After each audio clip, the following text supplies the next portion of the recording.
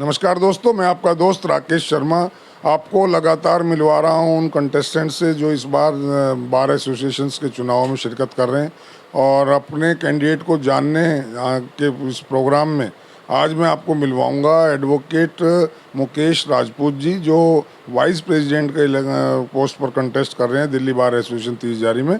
46 वर्षीय मुकेश जी जो हैं बेसिकली एटा डिस्ट्रिक्ट एटा यूपी से हैं, और लेकिन इनका जो प्राइमरी एजुकेशन हुआ वो दिल्ली में हुआ। इन्होंने अपना ग्रेजुएशन भी जो है वो दयाल सिंह कॉलेज दिल्ली से किया। उसके बाद लॉ इन्होंने यूपी सीसीएस यूनिवर्सिटी से की 2006 में। उसके बाद 2009 में इन्होंने इनरोलमेंट कराया अपने आप को बार काउंसिल ऑफ दिल्ली में, और तब से लेके अब तक 30 जारी को अपना कर्म भूमि चुना और यहीं अपना प्रैक्टिस कर रहे हैं। और तमाम कोर्ट्स में जिस तरह सभी एक आजकल एडवोकेट उसको जाना पड़ता है, तो ये भी उसी तरह प्रैक्टिस में है और एक अच्छी प्रैक्टिस इनकी चल रही है। और इनके बारे में थोड़ा सा और बताते हुए बता दूं कि पिछली बार भी जो इलेक्शन 2022 में हुआ था उसमें भी इन्होंने इसी पोस्ट पर, वाइस प्रेसिडेंट की पोस्ट पर ही कंटेस्ट किया था और अनफॉर्चुनेटली उसमें सक्सेस नहीं हो पाए थे, लेकिन इस बार फिर इसी पोस्ट पर आ रहे हैं। मुकेश जी, आपका बहुत बहुत स्वागत है हमारे इस एडवोकेट्स के चैनल में। एंड मैं सीधे से सवाल के साथ आपके पास आऊं तो पिछली बार आप लूज़ कर गए थे, दैट इज़ बाय चांस, तो इस बार फिर आप आए हैं, तो इस बार वही मुद्दे हैं या कुछ नए मुद्दों को लेकर आप कुछ काम करना चाहते हैं, उन मुद्दों को लेकर इस चुनाव समर में उतरे हैं? देखिए, बहुत सारे पुराने मुद्दे भी हैं। मैंने पहले भी अपना एक प्रतिज्ञा पत्र दिया था जिसमें काफ़ी सारे मुद्दे थे, जो रेजोल्यूशन था मेरा। इस बार भी मैंने वो रेजोल्यूशन दिया है। पिछली बार जो मुद्दे थे मेरे 31 मुद्दे थे उसमें, जो रेजोल्यूशन था। इस बार जो रेजोल्यूशन है उसमें 36 हैं, 5 और बड़े हैं। दूसरा, पहली बार जो मैं इलेक्शन लड़ा था उसमें मैंने लोग अपने वकील भाइयों का और बहुत ही अति सम्मानित सीनियर्स भी हैं उनका मुझे बहुत प्यार मिला, स्नेह मिला।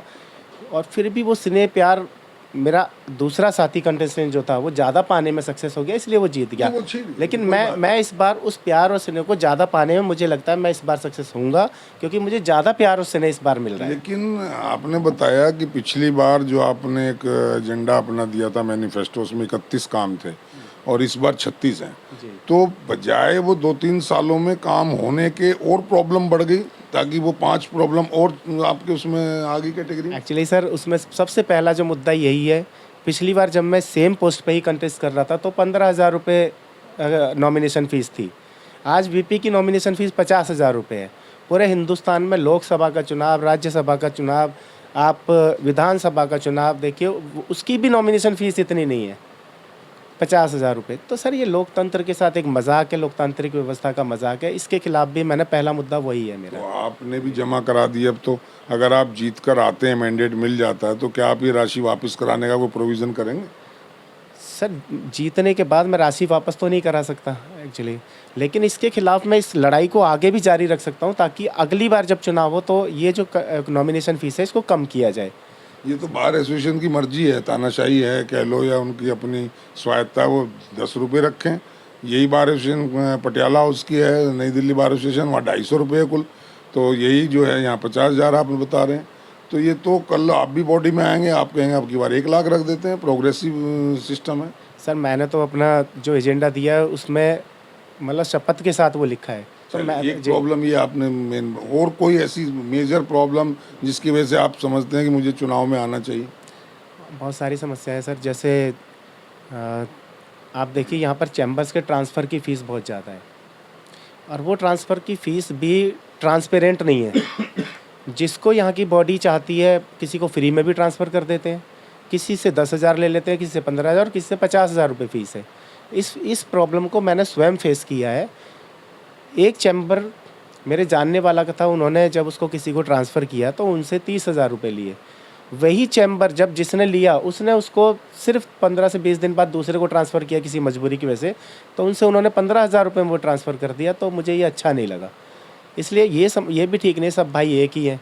या तो वो ट्रांसपेरेंट हो, चैम्बर किया हुआ या सीट का हुआ, आप जब ट्रांसफ़र फीस सेम है तो सबके लिए वो सेम होनी चाहिए। तो आप बार में रहते हुए बार की कमाई कम करेंगे तो सब लोग आपके खिलाफ हो जाएंगे? सर, बार की कमाई की बात नहीं है, कमाई से कमाई का फ़र्क नहीं पड़ता है। अगर कमाई है तो वो ट्रांसपेरेंट होनी चाहिए। बार के लिए कमाई होनी चाहिए, मेरी पर्सनल कमाई थोड़ी है। अगर मैं वीपी बन गया तो मैं कोई भी किसी साइड बाय साइड ले लूँ और कोई ऑडिट नहीं हो रहा, किसी को कुछ नहीं पता है, तो ये तो कमाई नहीं है सर। ये तो मेरा पर्सनल इंटरेस्ट है, किसी से मैं 50,000 भी ले रहा हूँ, किसी से 15,000 भी ले रहा हूँ, यूनिफॉर्म नहीं है वो, एक सिमिलर नहीं है कुछ सबसे, नहीं है उसकी सर। कोई पॉलिसी वो नहीं होनी चाहिए, वो कोई पॉलिसी पॉलिसी नहीं है। जी, उसका बेनिफिट वकीलों को मिलना चाहिए। और कोई प्रॉब्लम जिसकी वजह से आप और भी बहुत सारी समस्याएं हैं सर, जैसे बताएं, वोटर्स को जैसे बताएं। जैसे पहले रिजर्वेशन काउंटर था, रेलवे रिजर्वेशन काउंटर, वो आज नहीं है। इसके लिए मैंने एक स्कीम के लिए, योजना के लिए कहा है कि न्याय हित में न्याय रिजर्वेशन, रेलवे रिजर्वेशन तत्काल योजना होनी चाहिए, जिसमें जो भी वकील, पूरे देश में हम वकालत करते हैं, हमें अदर स्टेट में जाना पड़ता है हाई कोर्ट में, तो यहाँ से अब जाने की कोई व्यवस्था नहीं है। तो रेलवे का ही टिकट रिजर्वेशन कराते हैं, वेटिंग में मिलता है, तत्काल में भी नहीं मिल पाता है। तो एक न्याय हित में एक तत्काल योजना होनी चाहिए, जो इमरजेंसी में आपको कंफर्म टिकट मिले। That should be for advocates. Advocates, only advocates. और सर मैंने ये भी एक मुद्दा है हमारा कि यहाँ पर डिस्पेंसरी कोई इस तरह की वर्क नहीं करती है, कोर्ट के अंदर प्रीमाइसेस में करती है, लेकिन जो कोर्ट का हमारा जहाँ पर वकीलों के प्रीमाइसेस, जहाँ चैम्बर्स हैं, यहाँ कोई डिस्पेंसरी नहीं है। मैंने ये मुद्दा उठाया कि वेस्टर्न साइड में और सिविल साइड में दोनों तरफ एक एक डिस्पेंसरी, बड़ी डिस्पेंसरी होनी चाहिए, जो 10 बजे से शाम को 6 बजे तक कार्यरत हो। अभी एक है जो कोर्ट में चल रही, 3 बजे तक चलती है। 3 बजे तक चलती है सर। वहाँ भी जैसे बाहर किसी को प्रॉब्लम होती है, सडनली किसी को, जैसे एक बार मुझे ही हुआ था, मुझे स्टोन का पेन हुआ, तो कोई डिस्पेंसरी वर्किंग में मुझे नहीं मिली। मैंने उस पर कॉल किया, तो सर बड़ी प्रॉब्लम होती है, कोई दिखाने वाला भी नहीं होता, तो साथी वकील भाइयों ने हॉस्पिटल तक पहुँचाया। अगर डिस्पेंसरी होती तो यहीं पर फर्स्ट एड मिल जाती। आपका मानना ये है कि ये काम एग्जीक्यूटिव बॉडी कर सकती है अगर चाहे तो? हाँ, बहुत आसान है सर, इतना मुश्किल नहीं है। बहुत सारे काम ऐसे हैं जिसके लिए हमें बहुत ज़्यादा एफर्ट्स करने की ज़रूरत नहीं है। देखिए, एक मैंने छोटा सा मुद्दा ये भी है, जैसे वॉशरूम है, वॉशरूम की एंट्री आप देखेंगे तो जेंट्स एडवोकेट और लेडी एडवोकेट दोनों एक ही एंट्री से करते हैं, उसके बाद दोनों साइड में जाते हैं। मेरा ये है कि दोनों के गेट अलग होने चाहिए, क्योंकि इधर से जब एक जेंट्स एडवोकेट आता है, वो अपना पैंट संभालता हुआ आता है, इधर से लेडी एडवोकेट बाथरूम से बाहर निकलती है, तो बड़ा अच्छा नहीं लगता, बहुत ख़राब लगता है। तो लेडी एडवोकेट्स के लिए भी एंट्री गेट अलग होना चाहिए, जेंट्स के लिए भी अलग होना चाहिए। ये आप अगर आते हैं तो इन पे काम करेंगे। जी, फोकस है। चलिए, तो ये जो प्रेजेंट बार अभी है, आपको लगता नहीं ये सेटिस्फैक्ट्री इन्होंने काम किया? सर एक्चुअली हर बार अपने हिसाब से काम करती है। अभी जो प्रेजेंट बार है, इन्होंने अपने हिसाब से काम किया है, लेकिन मैं ये नहीं कहता कि अच्छा बहुत ही मतलब ख़राब काम किया, लेकिन कोई भी बार सभी वकील भाइयों के लिए 100% नहीं उतर पाती। वो उन्होंने, उनका अपना एजेंडा था, जितना वो काम कर पाए, जितना किया, उन्होंने अपने हिसाब से ठीक काम किया। वकीलों को सेटिस्फेक्शन है आप नहीं, बीइंग नहीं एन सर। Advocate of DBA? नहीं सर, हम लोग उतना सेटिस्फाई नहीं है जितना होना चाहिए एक्चुअली। केस अगर आ जाते हैं इस बार में तो वो सेटिस्फैक्ट्री काम कर देंगे? मैं सर ये नहीं कहता कि 100% तो कोई इंसान नहीं है जो सबको सेटिस्फाई कर पाए, लेकिन जो मेरा एजेंडा है मैं उस पर काम करूँगा। अगर उस एजेंडे के मैंने ब्लैक एंड वाइट में लिख के दिया हुआ है, हर चैम्बर में वो क्या तो मुकेश जी सब देते हैं कि हम ये करेंगे, हम ये करेंगे, कुछ तो ये भी कह रहे हैं हम आसमान के तारे यहाँ डीबीए में बिखेर देंगे, तोड़ के ले आएंगे। सर तो मैंने हवा हवाई कोई मेरे प्रॉब्लम तो हर एक को पता है, कोई हाईलाइट कर रहा है, कोई नहीं कर रहा, लेकिन उन प्रॉब्लम से निजात पाने का, उनका सॉल्यूशन पाने का कोई ब्लूप्रिंट आपके पास है? सर मेरे पास ब्लूप्रिंट भी है। पहले तो मैंने जो पॉइंट्स हैं मेरे, वो इतने छोटे छोटे से हैं। आप देखिए, मैंने कहा वॉशरूम साफ़ होने चाहिए। अब वहाँ पर कर्मचारी भी नहीं उगते हैं, लेकिन कर्मचारी का नाम नंबर लिख देंगे तो क्या बुराई है? हर एडवोकेट कोई भी जाएगा, वो नाम नंबर फ़ोन करके उन्हें बोलेगा भी सफाई करो, उसे करना पड़ेगा। मैंने एक मुद्दा और उठाया, अगर कोई कर्मचारी मेरे पास आते हैं, पर्सनली बोलते हैं हमारी सैलरी नहीं है सर इतनी, तो उसका भी मुद्दा मैं बार में उठाऊँगा कि इनकी अगर कर्मचारियों की सैलरी कम है तो इनकी सैलरी भी बढ़नी चाहिए। वो तो फिर बर्डन आप बार पे, कमाई तो कम कर रहे हैं, नॉमिनेशन चार्जेस भी कम होने चाहिए, ट्रांसफ़र चार्जेस भी कम होने चाहिए, और सैलरी बढ़नी चाहिए, तो पैसा कहाँ से आएगा?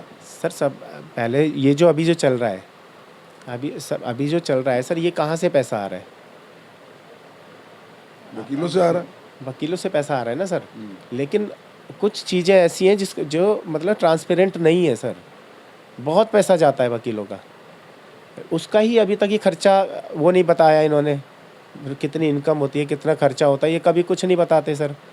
तो ये कम से कम ट्रांसपेरेंट होनी चाहिए। कितना इनकम है ये तो पता तो चले कि कितना, ये कहेंगे कम इनकम है, कम इनकम बताओ कितनी कम इनकम है आपके पास, या खर्चे कितने हैं, पता तो चले सर उसके बाद। ये तो अगर आप जीत कर आ भी गए जी और वो खर्चे बताने की पावर सेक्रेटरी, प्रेसिडेंट और ट्रेजरर के पास है, आप चिल्लाते रहेंगे, वो आपकी बात मानेंगे नहीं, वो फिर नहीं दिखाएंगे, तो फिर क्या करेंगे आप? ऐसा नहीं होता सर। क्या करेंगे ऐसा उस सिचुएशन में? आप क्या रोल क्या सर रहे? मैं समझता हूँ कि हमारी जो बार बनेगी जिसमें प्रेसिडेंट सेक्रेटरी होंगे, तो हम इतने उनको सेटिस्फाई कर पाएंगे अपनी बातों से कि जिस हमें बार के लिए अच्छा काम करना है, हम बार के लिए, बार ने हमें चुना है। अगर हम वकील भाइयों का विश्वास नहीं जीत पाएंगे तो कल वो हमें लात मार के पीछे दरवाजे से फेंक देंगे बाहर। तो इस बात, अगर आपको बने रहना है, आगे भी बने रहना है, तो वकील भाइयों का विश्वास जीतना पड़ेगा। कुछ ऐसा दिक्कत ये है, जो 2 साल 3 साल रह लेते हैं वो कहते हैं हमें इस बार रह गए, हमें आगे आए ना आए लोग भूल जाएंगे, इस बार तो जो लूटा जाए लूट लो। नहीं सर, ऐसा नहीं है, क्योंकि जो भी आज भी इलेक्शन लड़ रहे हैं आप देखिए, वो लोग कभी ना कभी बार में भी रहे हैं और वो दोबारा आते हैं। एक दो टर्म बीच में गैप देते हैं ना, जुगाली करने के बाद फिर दोबारा आ जाएं, फिर वो नए तरीके से लूट मार मचे।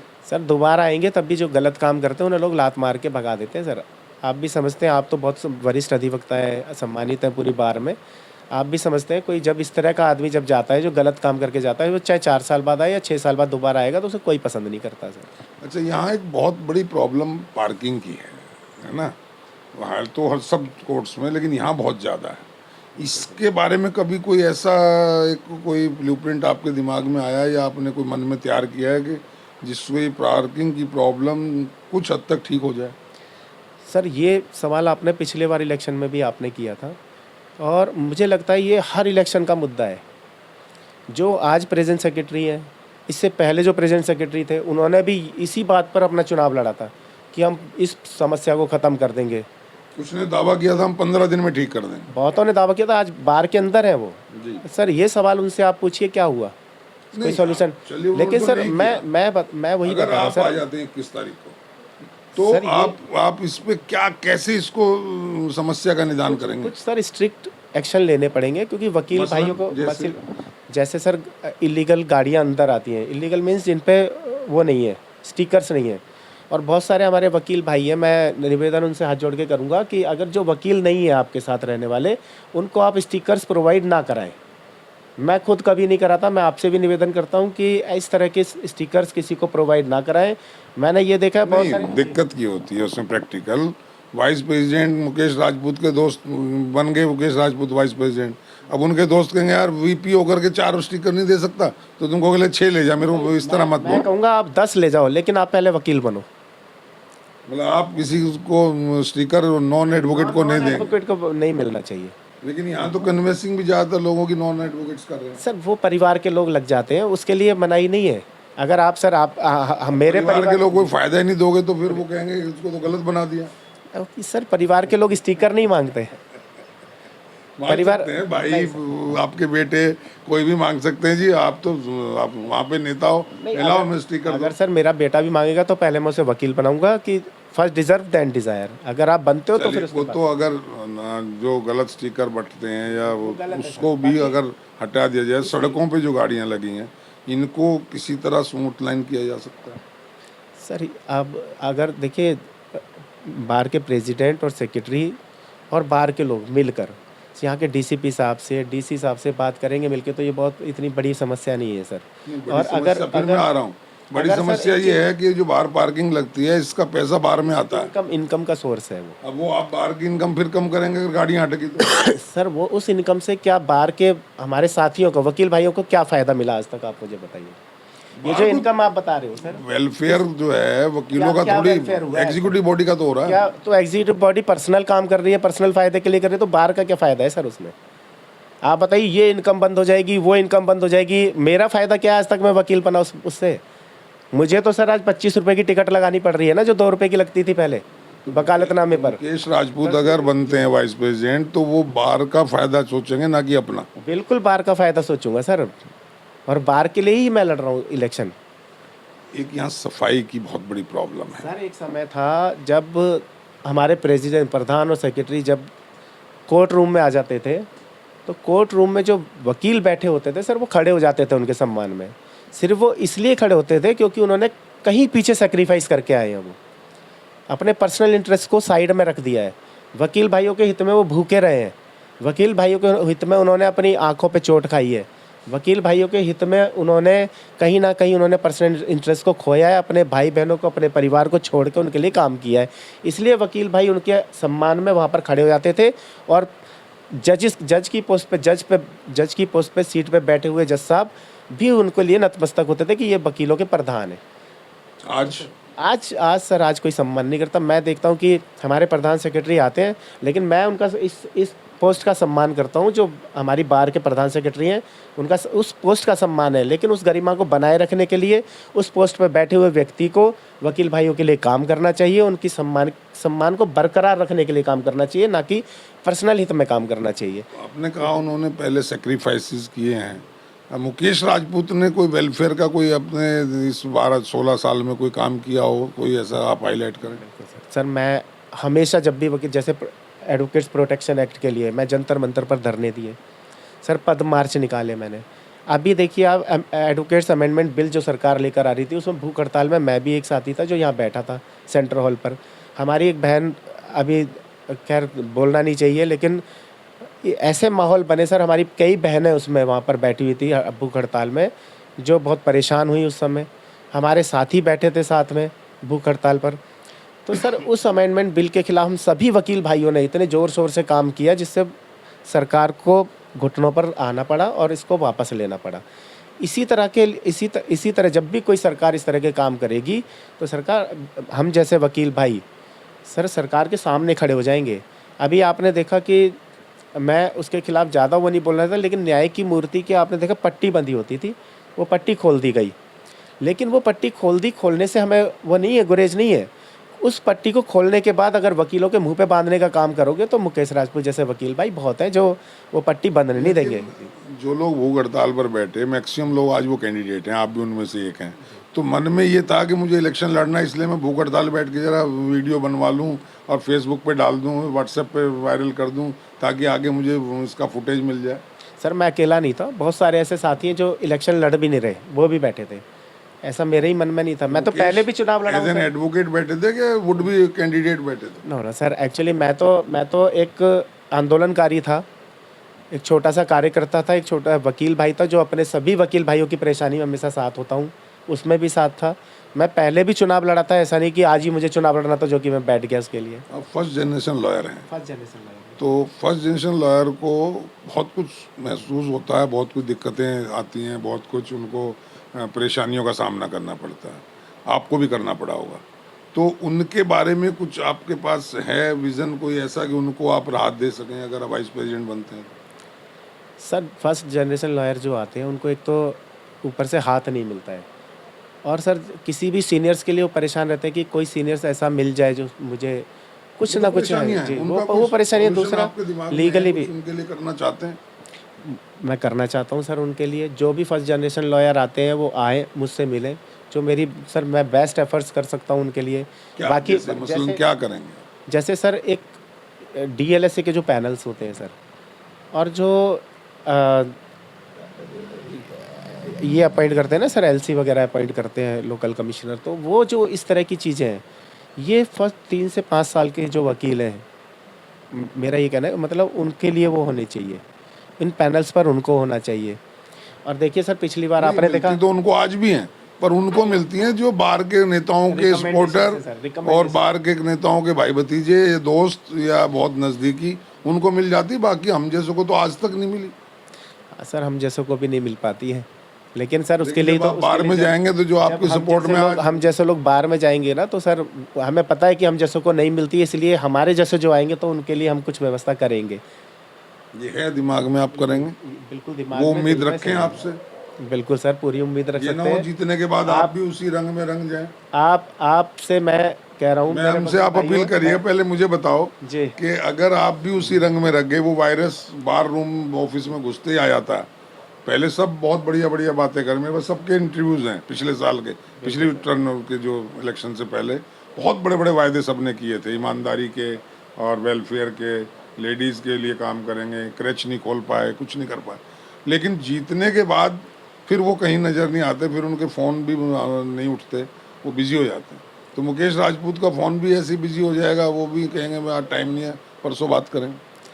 नहीं सर, ऐसा तो नहीं है। एक्चुअली ये कोई पहली बार नहीं है। मैं अपने ऐसे RWA सोसाइटी का भी प्रधान रहा हूँ सर। नहीं, वो भी मैं जानता हूँ कि आपकी कांग्रेस की बड़ी अच्छी पृष्ठभूमि रही है, आपके भाई और वो सब लोग जो हैं कांग्रेस के बहुत अच्छे प्रतिष्ठित नेता रहे, वो सब है, वो तो आपको बैकग्राउंड आपकी मुझे मालूम है। तो वही बैकग्राउंड मतलब यहाँ भी करेंगे आप सेवा की? बिल्कुल मेरा सेवा का भाव है सर। आपने देखा ये जो महिलाओं के लिए रिजर्वेशन की जो बात थी, ये मैं अकेला था जो पिछले इलेक्शन में आपने देखा होगा, मैंने लालचंद बस हॉल में एक बहुत बड़ा भव्य प्रोग्राम कराया था, जिसमें मैंने कहा था कि जो की पोस्ट है इसमें भी एक पोस्ट कम से कम महिलाओं के लिए रिजर्व होनी चाहिए, और मैंने 3 पोस्ट रिजर्वेशन की मांग की थी। उसके बाद हमने कानूनी लड़ाई लड़ी। आप देखिए आज 30 हज़ारी कोर्ट में 4 पोस्ट महिलाओं के लिए रिजर्व है, जिसमें एक की वज़ीर पोस्ट खजाना भी है। ट्रेजरर भी है। वज़ीर खजाना ट्रेजरर भी है। भी है जी। तो ये भी मेरा ही एफर्ट्स था सर। इस कम से कम ये तो आप कह सकते हैं इसके लिए लड़ाई लड़ी है आपने। इसके लिए सब जानते हैं कि आपने बहुत एफर्ट किए थे, उस प्रोग्राम में मैं भी था, अगर आपको ध्यान हो तो। सुना दोस्तों, मुकेश राजपूत जी ने अपनी बात बिल्कुल साफ साफ तरीके से आपके सामने रखी है। अब मैं माइक इनको दे रहा हूँ, ये डायरेक्ट आपसे जो भी अपील, मैं रोक दिया था बीच में, अब जो भी अपने लिए अपील करेंगे आप सुन लीजिए मुकेश जी।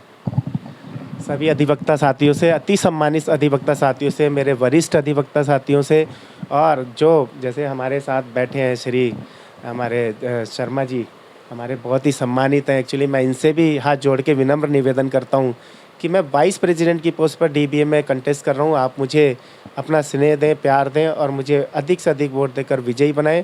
साथियों, ये मैं कोई इलेक्शन लड़ नहीं रहा हूँ, मैं तो इलेक्शन में आपका प्यार पाने के लिए आया हूँ। बाकी जो मेरे साथ के कंटेस्टेंट हैं वो भी हो सकता है आपसे प्यार पाने की कोशिश कर रहे हैं, और भी अन्य साथी हैं, लेकिन अधिक से अधिक प्यार देकर इस बार मुझे विजयी बनाएं। मैं समझता हूँ कि मैं आपका प्यार विश्वास जीतने में कामयाब हो जाऊँ। इन्हीं बातों के साथ धन्यवाद। Thank you. मेरा बैलेट नंबर 5 है भाई। तो सुना दोस्तों, मुकेश राजपूत जी हैं, बैलेट नंबर 5 है, वाइस प्रेसिडेंट की पोस्ट पर DBA में कंटेस्ट कर रहे हैं। इन्होंने अपनी अपील आप लोगों से की, और मैं समझता हूं कि now the ball is in your court.